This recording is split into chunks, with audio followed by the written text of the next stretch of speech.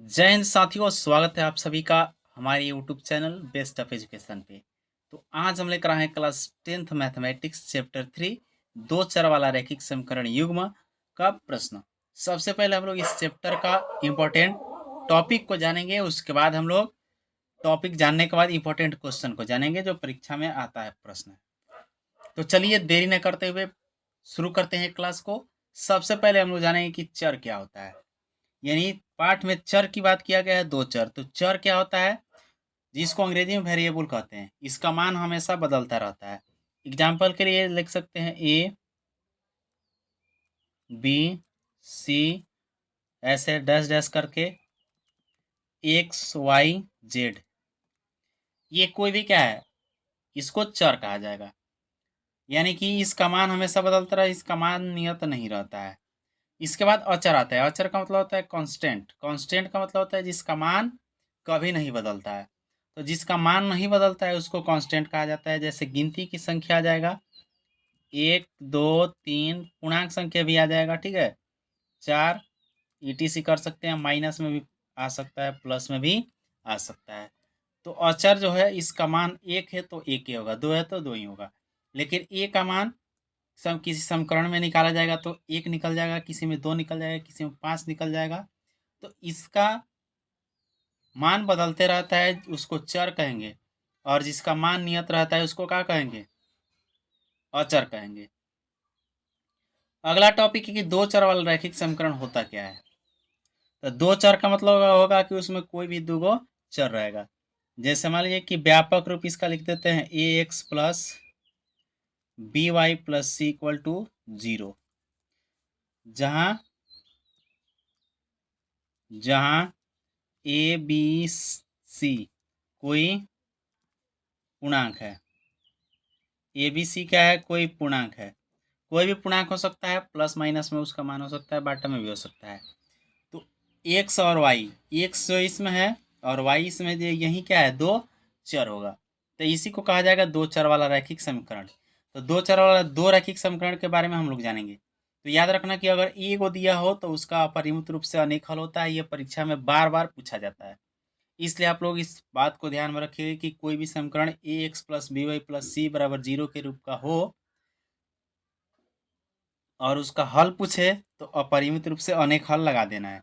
ये वो समीकरण रहे तब, दो वो रहे तब, उसका टर्म कंडीशन आगे हम लोग पढ़ेंगे। आगे जो है अगला टॉपिक कि दो चर वाले रैखिक समीकरण युग्म को हल करने की ग्राफीय विधि। यानी रैखिक समीकरण जो होता है उसको हल करने की कई तरह की विधियां है। तो सबसे पहले हम लोग ग्राफीय विधि जानेंगे, उसके बाद बीजगणितीय विधि को जानेंगे। तो ग्राफीय विधि में सबसे पहले समीकरण का उदाहरण ले लेते हैं कि a one x plus b one y plus c one बराबर 0। इसको समीकरण एक मान लीजिए। A two x plus b two y plus c two बराबर 0, इसको समीकरण 2 मान लीजिए। इसको a one b one c one क्यों लिखे हैं? इसलिए लिखे हैं कि जो समीकरण एक होगा उसी से ए वन बी वन और सी वन का मान लिया जाएगा। ए टू से समीकरण 2 से ए टू बी टू और सी टू का मान लिया जाएगा। जैसे इसमें दिया है क्या कि एक नंबर में a one by a two not equal to b one by b two, यानी कि a one by a two और b one by b two बराबर नहीं आता है। तो c one by c two निकालने की ज़रूरत नहीं है। और उसका ग्राफीय निरूपण पूछा जाता है परीक्षा में कि ग्राफीय निरूपण कैसी हो सकती है। तो याद रखना कि प्रतिच्छेदी रेखाएं होगी, यानी एक दूसरे को प्रतिच्छेद करेगा। एग्जाम्पल के माध्यम से हम लोग समझेंगे, अच्छा से समझ में आ जाएगा। दूसरा पूछ सकता है कि बीजगणितीय निरूपण क्या होता है। तो याद रखना कि केवल एक हल होगा, चाहे अद्वितीय हल होगा, एक हल या अद्वितीय हल होगा। तीसरा पॉइंट पूछ सकता है कि रैखिक समीकरण युग्म कैसा होगा। तो रैखिक समीकरण युग्म क्या होगा? अविरोधी होगा। अगर ऑप्शन में अविरोधी नहीं देता है ना, तो उसके जगह पर क्या लगा सकते हैं? संगत लगा सकते हैं इसको। अगर ऑप्शन में अविरोधी नहीं रहे तो संगत को लिखा जा सकता है। अब एग्जाम्पल के माध्यम से इसको समझते हैं। एग्जाम्पल दिए गए कि x minus two y equal to 0 और 3x प्लस 4y को माइनस 20 इक्वल टू 0 है। तो इसमें a one b one c one और a two b two c two का मान पहले यहाँ पे लिख लेंगे। तो लिखेंगे कि यहाँ ए वन बराबर क्या होगा? अभी बताए हैं कि जो एक्स का गुणांक होगा, एक्स का गुणांक ए वन होगा। तो एक्स का गुणांक इसमें क्या है, कुछ भी नहीं है तो एक है, कुछ भी नहीं है तो एक्स का गुणांक क्या है, एक है। b1 का मान क्या होगा, तो y का गुणांक होगा, y का गुणांक होगा b1, तो y का गुणांक इसमें क्या है, -2 है तो -2 लिया जाएगा। c1 क्या होगा, तो c1 जीरो है, c1 नहीं है तो जीरो ले लिया जाएगा। उसी तरह से a2 को लिया जाएगा, तो a2 मतलब समीकरण 2 में x का गुणांक होगा, समीकरण 2 में x का गुणांक a2 है, तो समीकरण 2 में x का गुणांक क्या है, 3 है यहाँ पे, तो a2 का मान 3 हो जाएगा। b2 समीकरण 2 में y का गुणांक b2 होता है, तो 2 में y का गुणांक कितना है, 4 है तो 4 लिया जाएगा। और c2 लिया जाएगा, तो c2 क्या होता है, समीकरण 3 में जो अंतिम पद होता है उसको c2 बोलाता है, तो इसमें अंतिम पद -20 है, तो c2 का मान हो जाएगा -20। अब हम जांच करेंगे इसका a1/a2, b1/b2 और c1/c2 निकाल करके इसको देखेंगे कि इसका हल किस प्रकार का हो रहा है। तो लिखेंगे कि अब a1/a2 बराबर, तो a1 का मान है 1, a2 का मान है 3, b1/b2 भी निकालिएगा, तो b1 का मान है -2 और b2 का मान है 4, इसको काट दीजिएगा, 2 कम 2 और 2 दूना 4, यानी किया गया -1/2। तो अब ये बताइए कि ये दोनों बराबर है, ये दोनों बराबर नहीं है, तो लिख सकते हैं कि यहाँ a1/a2 not equal to b1/b2, इसलिए अब क्या क्या लिख सकते हैं, जब a1/a2 not equal to b1/b2 है तो इसका ग्राफीय निरूपण पूछता है तो प्रतिच्छेदी रेखा होगा, तो ग्राफीय निरूपण क्या होगा, प्रतिच्छेदी रेखा होगा। उसके बाद बीजगणितीय निरूपण पूछेगा तो केवल एक हल होगा, यह अद्वितीय हल होगा। और रैखिक समीकरण में पूछेगा तो अविरोधी चाहे इसको संगत कहा जा सकता है। अब इसको ग्राफ से के माध्यम से हम लोग समझ लेते हैं, लिख सकते हैं कि इसलिए इसका चाहे दी गई समीकरण का भी लिख सकते हैं, अद्वितीय हल होगा, अद्वितीय हल होगा, अद्वितीय हल होगा। और ग्राफ के लिए क्या करते हैं, सारणी को तैयार करते हैं, लिखेंगे कि अब समीकरण 1 से, समीकरण 1 से, समीकरण 1 क्या लिखा है, x - 2y = 0, तो x - 2y = 0 यहाँ पे लिख देंगे। यहाँ से जिसका मान निकालना आसान होता है उसका मान निकाल लिया जाता है, तो आसानी से यहाँ पे हम y का मान निकाल सकते हैं, तो y का मान निकाल दीजिए आसानी से। x का मान आसानी से निकलेगा क्योंकि माइनस में y, तो यहाँ से x बराबर निकलेगा तो माइनस में प्लस में क्या हो जाएगा, 2y होगा। हालांकि प्लस चिन्ह दर्शाने की ज़रूरत नहीं है, केवल 2y भी लिख दीजिएगा तो हो जाएगा। अब किया जाता है कि y का मान अपने से रखेंगे, x का मान निकलते जाएगा। लिखिएगा कि जब y बराबर 0 तब x बराबर कितना होगा, 2 × y के जगह पर 0 भराएगा तो 2 × 0 यानी कि x का मान भी 0 निकलेगा। अब यहाँ पे निकाल देते हैं बाकी,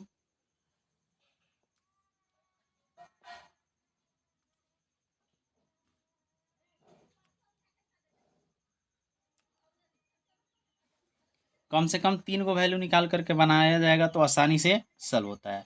लिखें कि जब y बराबर कुछ भी रख सकते हैं, 1 ही रख दीजिए, y बराबर 1 रखिएगा तो x बराबर कितना निकलेगा, 2। अब 2 × y है तो 2 × y के जगह पर 1 भरिएगा तो 2 हो जाएगा। लिखिए कि जब y बराबर 2 तब x बराबर कितना हो जाएगा, 2 × 2 यानी कि x = 4 हो जाएगा। तो सारणी नंबर 1 तैयार हो गया, सारणी 1। ऐसे बक्स बना लेना है 3 को,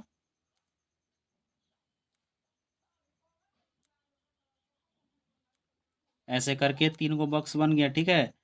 तो एक में क्या होगा, x का, एक में y का। तो यहाँ पे देखिए हम y का मान 0 रखे हैं तो x का मान कितना निकला है, 0 लिखा है, तो 0 0 हो जाएगा। उसके बाद y का मान 1 रखे हैं तो x का मान 2 निकला है, तो यहाँ 1 रखिएगा तो 2 निकला। y का मान 2 रखे तो x का मान 4 निकला, तो 2 4 हो जाएगा। सारणी 1 तैयार हो गया। पुनः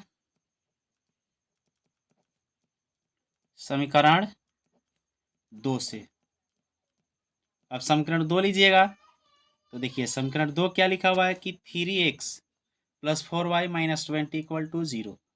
तो 3x प्लस 4y, 20 को इधर लाएंगे तो प्लस में 20 हो जाएगा। यहाँ से y का मान निकाल लेते हैं। 4y इक्वल टू, यहाँ 20 रहेगा, ठीक है, 20। 4y equal to 20 minus 3x होगा, इसलिए y equal to 20 minus 3x बट्टा में हो जाएगा 4।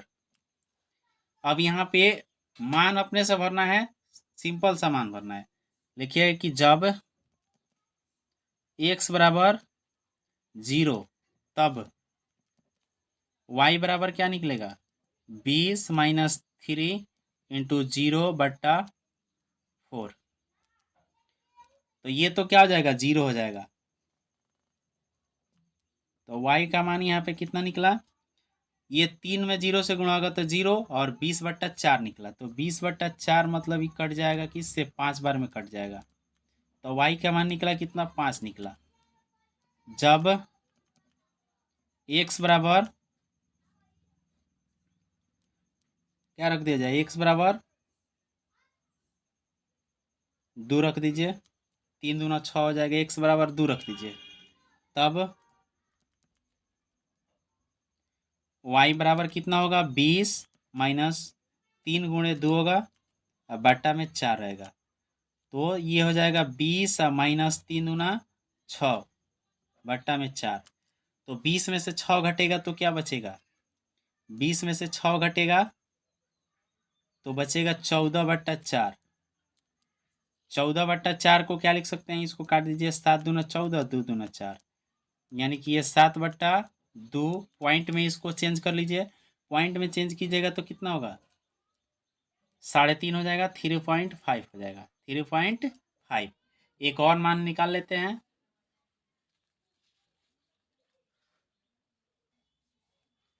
अगला स्टेप में यहाँ पे ऐसा मान भर जाए कि कट जाए। तो जब y x बराबर क्या ले जाए, x बराबर ले लिया जाए, 3 चौका 12 होता है ना, तो 4 ले लीजिए, x बराबर 4। तब y बराबर कितना निकलेगा, 20 माइनस 3 इंटू 4। y में 4 होगा, 20 माइनस 3 चौका 12 होगा, तो 12, 20 में से 12 को घटाइएगा तो कितना बचेगा, 8 बचेगा। 8/4 काट दीजिएगा तो 2 हो जाएगा। अब सारणी नंबर 2 तैयार हो गया। तो सारणी नंबर 2 यहाँ पे बना लेते हैं। सारणी नंबर 2,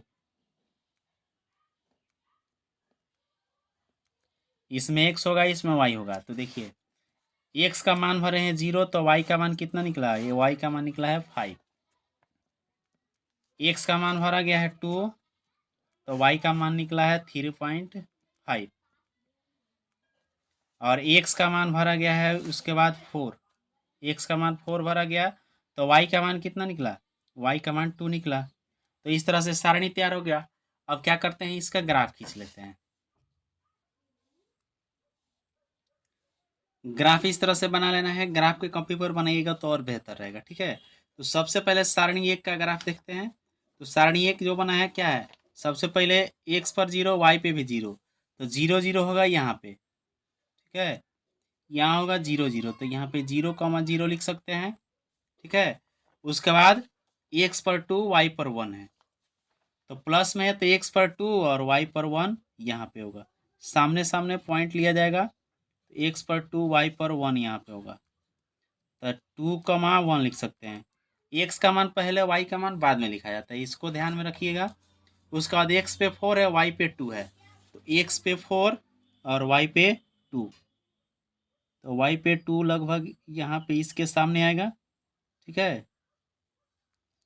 तो इसको लिखेंगे 4,2। अब इसको क्या करेंगे, स्केल से, स्केल रख करके इसको सीधा मिला देंगे, ठीक है। तो यहाँ से स्केल रखेंगे सीधा, जहाँ जहाँ से रेक पे पॉइंट है उस पॉइंट पे स्केल रख करके क्या करेंगे, इसको मिला देंगे। जैसे पॉइंट पे दिख रहा है ना,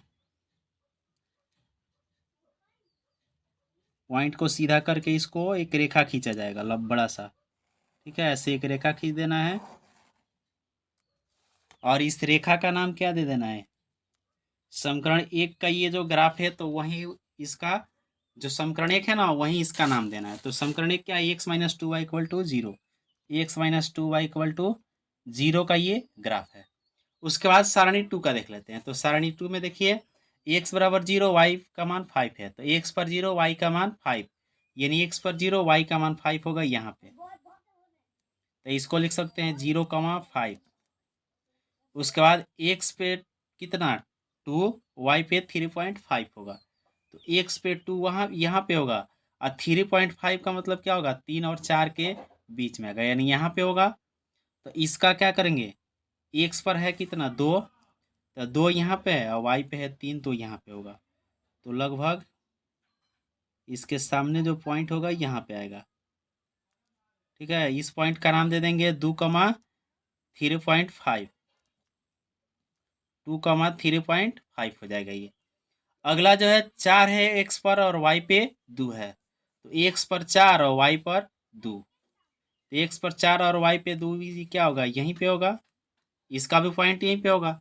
तो अब इसको भी क्या करेंगे, स्केल से ऐसे मिला देंगे, स्केल रखेंगे ऐसे सीधा तीनों पॉइंट को मिला करके, ध्यान में रखना है तीनों पॉइंट को मिला करके ऐसे एक रेखा इसके लिए भी खींच दिया जाएगा, ठीक है। तो ये देखिए एक दूसरे को प्रतिच्छेद कर रहा है, इसका मतलब कि बिल्कुल सही है। ये हमने क्या पढ़ा था कि जब a1/a2 not equal to b1/b2 होगा तो एक दूसरे को प्रतिच्छेद करेगा। तो ये समीकरण कौन सा है, ये समीकरण जो है 3x plus 4y minus 20 equal to 0। अब इतना ही पे आंसर नहीं हुआ, इसमें थोड़ा सा और बात लिखना पड़ता है। क्या लिखना पड़ता है कि एक्स अक्ष पर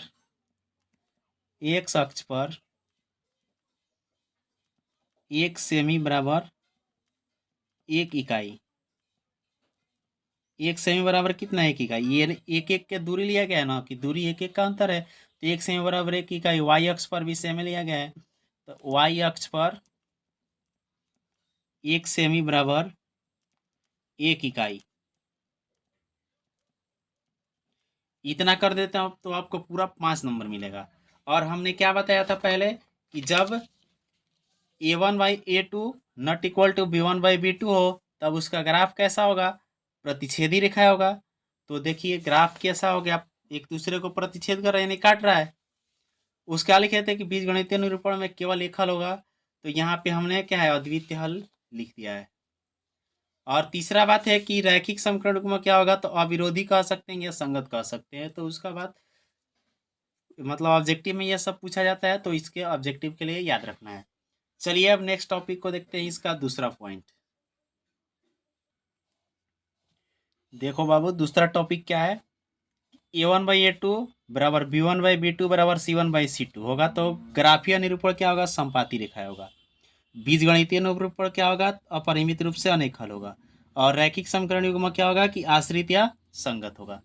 तो एग्जाम्पल के माध्यम से समझ लेते हैं। एग्जाम्पल है कि 2x plus 3y minus 9 equal to 0 और 4x plus 6y minus 18 equal to 0 है।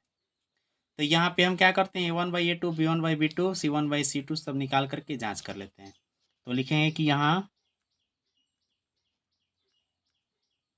a1 बराबर, a1 क्या बताया है कि जो समीकरण 1 में x का गुणांक होगा a1 होगा, तो x का गुणांक है 2, तो a1 हो जाएगा। b1 क्या होगा, तो समीकरण 1 में जो y का गुणांक होगा हो जाएगा b1, तो y का गुणांक प्लस में 3 है तो 3 हो जाएगा b1। और c1 क्या हो जाएगा, तो जो अचर पद होता है वो c1 हो जाएगा, तो माइनस में 9 हो जाएगा c1 का मान। उसी तरह से a2 निकालिएगा, तो समीकरण 2 में जो x का गुणांक होगा a2 होगा।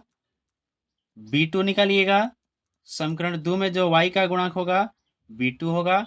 और c2 जो अचर पद होगा तो माइनस में 18 हो जाएगा c2 का मान। इस तरह से निकाल सकते हैं। इसके बाद क्या करते हैं, यहाँ पे निकालते हैं A1/A2 और B1/B2 को निकालते हैं। तो A1/A2 पहले निकालेंगे। तो A1 का मान कितना है 2, A2 का मान है 4, तो 2 एकम 2 और 2 2 जा 4 हो जाएगा, यानी कि 1/2 आया वही A1/A2 का मान। अब निकालते हैं B1/B2 का मान, B1/B2। तो B1 का मान है 3 और B2 का मान है 6, तो 3/6 हो जाएगा। तो 3 1 जा 3 और 3 2 जा 6 हो जाएगा, यानी कि 1/2 निकलेगा। उसके बाद ये दोनों बराबर निकला है तो तीसरा निकालेंगे, अगर बराबर नहीं आया होता तो तीसरा निकालने की ज़रूरत नहीं था। तो C1/C2 भी निकालेंगे। तो C1 का मान कितना है -9 और C2 का मान है -18। तो माइनस से माइनस कैंसिल, प्लस हो गया, 9 1 जा 9 और 9 2 जा 18 हो जाएगा, यानी कि ये भी 1/2 आ गया। यानी कि यहाँ क्या हो गया, A1/A2 बराबर B1/B2 बराबर C1/C2 हो जाएगा। ये सब बराबर है, तो जब बराबर है तो इसका हल किस प्रकार का होगा, लिखते हैं कि इसलिए इसका अपरिमित रूप से अनेक हल होगा, अपरिमित रूप से अनेक हल होगा, अनेक हल होगा, यानी इसका अपरिमित रूप से अनेक हल होगा। और ग्राफ अगर इसका खींचा जाएगा तो क्या होगा, समपाती रेखा होगा। समपाती का मतलब होगा कि दोनों रेखा एक ही पर होगा। जैसे एग्जाम्पल के तौर पर जो समीकरण लिया गया है ना, अगर इसमें से 2 कॉमन कर लिया जाए तो ग्राफ समीकरण क्या होगा, सेम टू सेम एक ही जैसा हो जाएगा। 2 कॉमन होगा 4 में से तो 2 बचेगा, यहाँ 3 बचेगा, यहाँ 9 बचेगा, तो एक ही जैसा हो जाएगा। मतलब कि एक ही समीकरण का ग्राफ खींचना है, इसका मतलब कि एक ही रेखा पर दोनों ग्राफ होगा। अब एक्सरसाइज पढ़ेंगे तो इसको अच्छा से हम लोग उदाहरण के माध्यम से समझेंगे। अभी जो एक उदाहरण बताया है उसी के जैसा ये भी सब बनेगा, ठीक है। अब इसका अगला टॉपिक देखते हैं, टॉपिक नंबर 3। तीसरा टॉपिक जो है A1/A2 equal to B1/B2 not equal to C1/C2। तो इसका ग्राफीय निरूपण जो होगा समांतर रेखा होगा। समांतर रेखा मतलब ट्रेन की पटरी जैसे होता है वैसे होगा। बीजगणितीय निरूपण होगा कोई हल नहीं। और एक रैखिक समीकरण युग्म क्या होगा, असंगत होगा। यानी कि इस ऐसे समीकरण का कोई हल नहीं होता है जिसका A1/A2 B1/B2 और नॉट इक्वल टू C1/C2 निकलेगा, उस समीकरण का हल नहीं होता है। तो अब इसको क्या करते हैं, एग्जाम्पल के माध्यम से समझते हैं कि एग्जाम्पल है कि x + 2y - 4 equal to 0, 2x + 4y - 12 equal to 0 है। तो यहाँ A1 का मान पहले लिखेंगे, तो समीकरण 1 में x का गुणांक क्या है, 1 है, तो A1 का मान होगा 1। B1 का मान लिखेंगे, B1 का मान, तो समीकरण 1 में y का गुणांक क्या है, 2 है, तो 2 हो जाएगा B1 का मान। और C1 का मान जो अचर पद होगा वह है अचर पद -4। उसी तरह से A2 का मान निकालिएगा, समीकरण 2 से निकलेगा। x का गुणांक होगा A2 का मान, समीकरण 2 में जो y का गुणांक होगा वो B2 का मान होगा, तो y के गुणांक 4 है तो 4 B2 का मान होगा। और C2 का मान क्या हो जाएगा, जो अचर पद होगा, तो ये -12 है। अब क्या करेंगे, A1/A2 B1/B2 C1/C2 निकाला जाएगा। अब A1/A2 बराबर, तो A1 का मान यहाँ पे कितना है, 1 है। A2 का मान कितना है, 2 है, ये कटेगा नहीं तो A1/A2 हो गया। B1/B2 निकालेंगे, तो B1 का मान है कितना, 2, और B2 का मान है 4, तो 2 1 जा 2 और 2 2 जा 4, यानी कि 1/2 ये भी मान आ गया। अब यहाँ पे क्या करते हैं, C1/C2 भी निकाल लेते हैं। जब दोनों बराबर आता है तभी C1/C2 निकालेंगे। इस बात को हम बार बार कर रहे हैं, इस बात को आप लोग ध्यान रखिएगा। बराबर आया तब C1/C2 को निकाला जाएगा। तो C1 का मान है कितना, -4, और C2 का मान है -12। तो माइनस से माइनस कैंसिल हो गया, प्लस हो गया, और 4 से काटिएगा 12 को, तो 4 तियाँ 12, यानी 4 एकम 4, 4 तियाँ 12, यानी 1/3 हो गया। तो यहाँ पे A1/A2 अब बराबर है B1/B2 के, लेकिन C1/C2 बराबर नहीं है, तो लिखेंगे कि यहाँ a1/a2 बराबर b1/b2 और नॉट इक्वल टू c1/c2 करके इसको देखेंगे। ठीक है, तो ये वाला जो रूल है 3 नंबर जो रूल लिखे हैं 1/a2 बराबर b1/b2 और नॉट इक्वल टू c1/c2 ये काम कर रहा है। मतलब इसका ग्राफीय निरूपण पूछता है तो समांतर रेखाएं होगा, बीजगणितीय निरूपण पूछता है तो कोई हल नहीं होगा, और रैखिक समीकरण युग्म पूछता है तो असंगत होगा। इतना बात ध्यान में रखना है। लिख देंगे कि इसलिए इसका कोई हल नहीं होगा, चाहे नहीं है ऐसे लिख सकते हैं, इसका कोई हल नहीं है ऐसे लिख सकते हैं। ठीक है, तो इस तरह से ये हम लोग जान लेंगे कि ग्राफीय विधि क्या होता है। ग्राफीय विधि में 3 गो नियम होता है, ये तीनों नियम को आप लोग याद रखिएगा। अब आगे हम लोग समझते हैं कि बीजगणितीय विधि से इसको कैसे हल करते हैं। तो बीजगणितीय विधि से हल करने की भी 3 को विधि बताई गई है। अब हम लोग जानेंगे बीजगणितीय विधि। तो याद रखिएगा कि निम्नलिखित 3 विधियों से इसका हल ज्ञात किया जा सकता है। तो एग्जाम्पल मतलब परीक्षा में पूछा जाता है ऑब्जेक्टिव में कि 2 चर वाले रैखिक समीकरण को हल करने की कितनी बीजगणितीय विधि है। तो याद रखिएगा 3 को बीजगणितीय विधियां है। और पूछ दे कि रैखिक समीकरण युग्म को हल करने के लिए टोटल कितनी विधियां है। तो 4 को विधि है। तो 3 को विधि है, सामने दिख रहा है प्रतिस्थापन, विलोपन, वज्र गुणन, और एक इसके पहले अभी हम लोग जाने हैं ग्राफीय विधि। तो इस तरह से 4 को विधि है रैखिक समीकरण को हल करने का। तो केवल अगर बीजगणितीय करके पूछता है तो 3 और कुल विधि कहता है तो 4। ठीक है, अब हम लोग सबसे पहले जानते हैं प्रतिस्थापन विधि क्या होता है। तो प्रतिस्थापन विधि के लिए एक एग्जाम्पल लिए हैं कि 7x - 15y = 2 और x + 2y = 3। ये बहुत ही इंपॉर्टेंट प्रश्न है और ये परीक्षा में पूछा भी गया है। तो चलिए अब हम लोग इसको सॉल्व करने का प्रयास करते हैं। सबसे पहले इसमें समझ लीजिए कि यह होता क्या है, कि प्रतिस्थापन क्या होता है। प्रतिस्थापन का मतलब होता है कि एक समीकरण को लेकर के उससे x या y का मान निकाल करके दूसरे में प्रतिस्थापित कर देना, यानी कि रख देना। इतना बात सब कोई समझ रहा है। तो अब किस समीकरण से मान निकालेंगे, ये बहुत ही आसान है। सबसे पहले देख लेंगे कि कौन सा समीकरण हमें हल्का लग रहा है। तो ये समीकरण 2 छोटा लग रहा है तो समीकरण 2 ले लेंगे और यहाँ से x या y का मान निकाल करके समीकरण 1 में पुट कर देंगे। तो लिखें कि अब हल में देखिए क्या लिखा जाएगा कि अब समीकरण 1 से, तो समीकरण 1 क्या है, 1 नहीं बल्कि 2 से लीजिए, क्योंकि 2 आसान है तो समीकरण 2 से लीजिए। तो x + 2y = 3 है। तो यहाँ से x का मान निकालना आसान है तो हम x का मान यहाँ से निकाल देते हैं। तो 3 - 2y हो जाएगा। ये प्लस में इधर आएगा तो माइनस में, इसको मान लिया जाएगा समीकरण 3। इतना तो सब में सबको करना पड़ेगा। ये समीकरण 3 क्यों माना गया है कि यहाँ पे y का मान निकाल के भर दिया जाएगा तो x का मान आसानी से निकल जाएगा। अब ये समीकरण 2 से लिए हैं तो समीकरण 1 में भरना है। इस बात को एक बार और सुन लीजिए और ध्यान में रख लीजिए कि अगर समीकरण 2 लिया गया है और जो भी मान निकला है तो उसको 1 में भरा जाएगा। अगर 1 लोगे तो जो भी मान निकलेगा उसको 2 में भरोगे। इतना बात समझ में आ रहा है। तो आगे अब क्या करेंगे, इसका मान लिखिएगा कि अब x का मान समीकरण किस में भरेंगे बताइए। तो अभी बताएं किस में भरेंगे, इसको भरेंगे समीकरण 1 में, क्योंकि 2 लिया गया है तो भरेंगे किस में, 1 में। 1 में रखने पर, 1 में रखने पर 1 में रखिएगा तो 1 क्या है 7, और x के जगह पर हमें क्या भरना है 3 - 2y भरना है। तो ब्रैकेट में इसको 3 - 2y लिखेंगे, क्योंकि ये 7x एक गुणा में है और माइनस में 15y है तो 15y कर दीजिए, और इक्वल टू 2 है तो 2 रहेगा।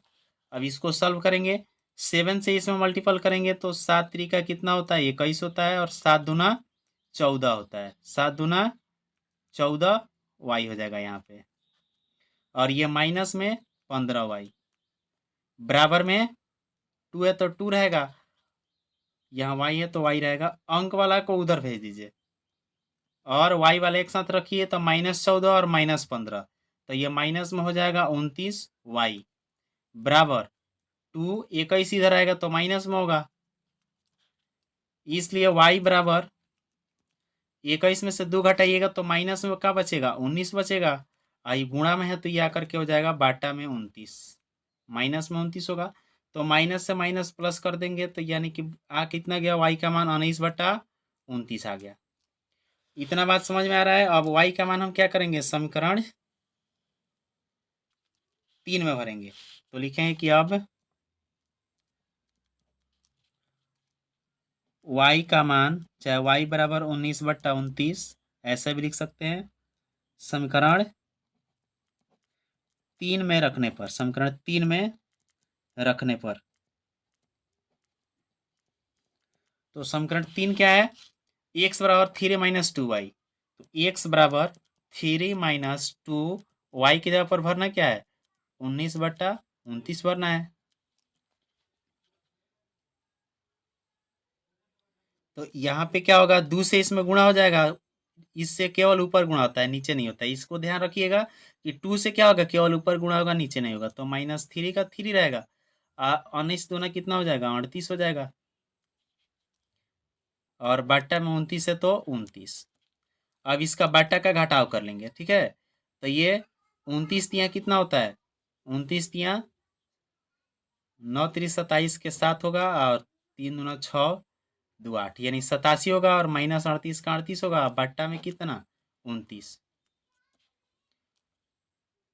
तो 87 में से 38 घटा दीजिएगा तो बच जाएगा कितना, 49, और बट्टा में हो जाएगा 29।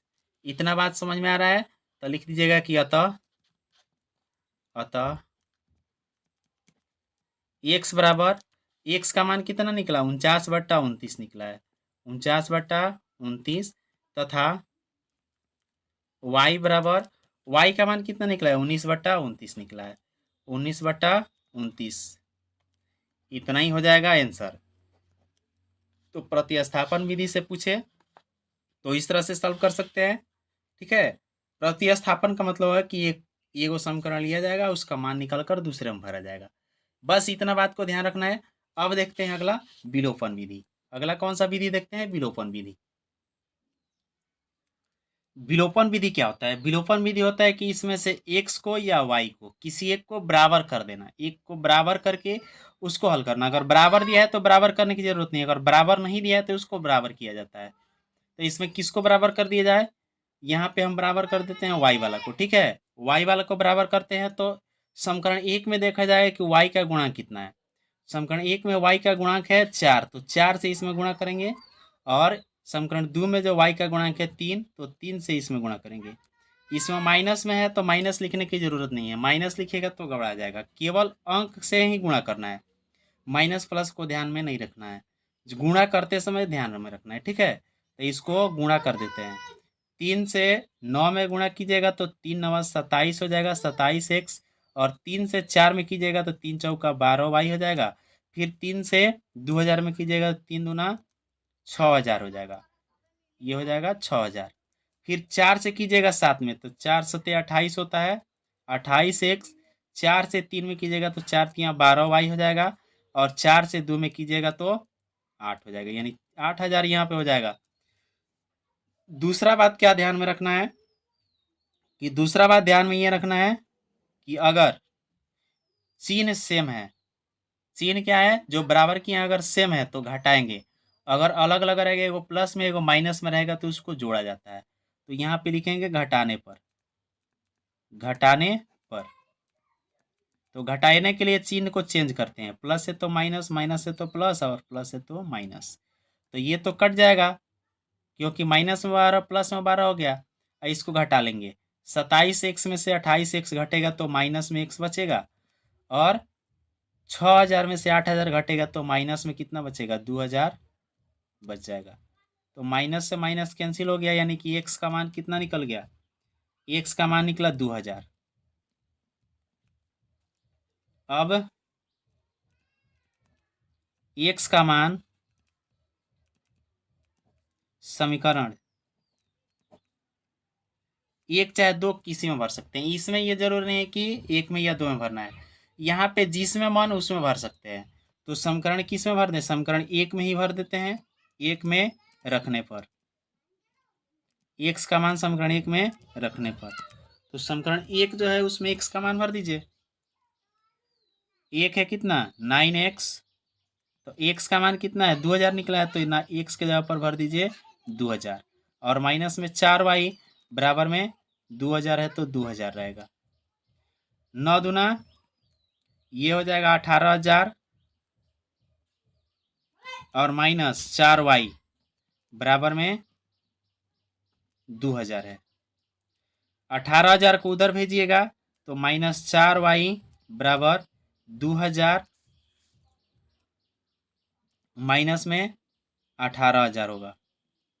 प्लस में तो माइनस में हो जाएगा और 18,000 में से 2000 घटेगा तो कितना बचेगा? 18,000 में से 2000 घटेगा यानी 2000 में से 18,000 घटाना है तो माइनस में 16,000 बचेगा। तो माइनस 4y बराबर माइनस में 16,000। माइनस से माइनस प्लस हो गया तो y का मान कितना हो गया, इसलिए y बराबर 16,000 बटा में 4। तो 4 चौका 16 हो जाता है यानी कि 4,000 ये हो जाएगा। तो y बराबर हो गया 4,000। तो लिख देंगे अतः x बराबर कितना 2000 तो 2000 भरेंगे कमा y बराबर 4000। इतना ही आंसर हो जाएगा। इतना बात समझ में आया? कोई दिक्कत? नो दिक्कत। अब हम लोग समझते हैं कौन सा विधि, वज्र गुणन विधि। अब देखो बाबू वज्र गुणन विधि क्या होता है। तो वज्र गुणन विधि जैसे व्यापक रूप ऐसा होता है a1x plus b1y plus c1 बराबर 0, a2x plus b2y plus c2 बराबर 0। इसमें ध्यान रखना है कि बराबर में 0 होना चाहिए। अगर अंक बराबर के इधर है तो बराबर के पहले अंक को बुला लेना है। अगर इधर नहीं लाते हैं तो आपको आंसर माइनस प्लस का अंतर हो सकता है। ठीक है, तो ध्यान में रखना है कि अगर इधर बराबर के बाद अंक है तो बराबर के पहले उसको ला लेना है। और इसका सूत्र होता है कि b1/b2, ये स्टार्ट कहाँ से होगा b1/b2, अब c1/c2, फिर b1b2 c1c2 और a1a2 और b1b2, जहाँ से शुरू होगा वहीं पे खत्म होगा। यहाँ x होगा, यहाँ y होगा, यहाँ पे 1 होगा। अब इसका मान निकालने के लिए करते क्या है, तो b1 से गुणा करते हैं c2 में, और x है तो x ऊपर का ऊपर रहेगा, गुणा क्या करेंगे b1 से c2 में करेंगे तो b1 इंटू c2 रहेगा और बीच में होगा माइनस। पहले इससे इसमें कर दिया, b2 से करेंगे c1 में, इसको ध्यान में रखना है b2 से c1 में, ये नहीं कि पहले इससे इसमें कर दिया उसके बाद इससे इसमें करेंगे तो गलत हो जाएगा। इसको ध्यान में रख करके सॉल्व करना है। अब y है तो y वाला स्टेप को लेंगे। अब c1 से करेंगे a2 में तो c1 इंटू a2 और बीच में हमेशा क्या रहेगा माइनस रहेगा। अब c2 से करेंगे a1 में तो c2 इंटू a1 हो जाएगा, फिर बराबर, अब 1 है तो 1 यहाँ लिखिएगा और बट्टा में क्या कीजिएगा a1 से गुणा कीजिएगा b1 में, a1 इंटू a1 से b2 में कीजिएगा। ठीक है, a1 से b2 में तो a1 इंटू b2 होगा माइनस, a2 से कीजिएगा b1 में, a2 से b1 में कीजिएगा। इतना बात समझ में आ रहा है। और इसको हल करने के लिए इसका मान जो आता है इसके बराबर एक बार करते हैं, फिर इसका मान जो आता है इसके बराबर करके मान निकाल लेते हैं। अब एग्जाम्पल समझ लेते हैं। एग्जाम्पल है कि 2x plus 3y minus 46 equal to 0 और 3x plus 5y minus 74 equal to 0। तो सूत्र के अनुसार सबसे पहले हम लोग इसको क्या करेंगे, जैसे ये सूत्र है ना b1b2 c1c2 a1a2 और b1b2, ऐसे इसको सजा लेंगे। तो इसमें बताइए कि b1 का मान होगा क्या, जो y का गुणांक होता है b1 होता है, समीकरण 2 में y का गुणांक होगा b2 होगा। तो यहाँ पे सॉल्व करने के लिए ऐसे भी लिख सकते हैं कि यहाँ a1 बराबर 2, b1 बराबर 3 और c1 बराबर माइनस में 46, माइनस में 46 यानी कि 46 होगा। उसी तरह से a2 बराबर 3, b2 बराबर 5 और c2 बराबर माइनस में 74 हो जाएगा। अब सूत्र के अनुसार सबसे पहले b1 b2 लिखा जाता है तो b1 का मान 3, b2 का मान 5, ऐसे एरो बनाएंगे और यहाँ पे x रहता है तो x भरेंगे। उसके बाद b1 के बाद c1, तो c1 के मान है माइनस 46 और c2 का मान है माइनस में 74, फिर ऐसे एरो बनाएंगे, फिर यहाँ पे y लिखेंगे। अब यहाँ पे c1 हो गया, उसके बाद a1 a2 लिखेंगे तो a1 का मान है 2 और a2 का मान है 3, फिर ऐसा एक एरो बनाया जाएगा उसके बाद फिर b1 b2, तो b1 का मान 3, b2 का मान 5, तो 3 5 हो जाएगा। और यहाँ पे क्या रहता है, यहाँ पे रहता है 1। इतना बात समझ में आ रहा है। अब इसको हल करेंगे तो x बट्टा क्या बताया है कि इससे गुणा करेंगे, इसमें 3 से करेंगे -74 में, तो 3 से -74 में गुणा कीजिएगा तो माइनस में हो जाएगा 222। और बीच में हमेशा क्या रहता है, माइनस रहता है, तो माइनस लिखिए।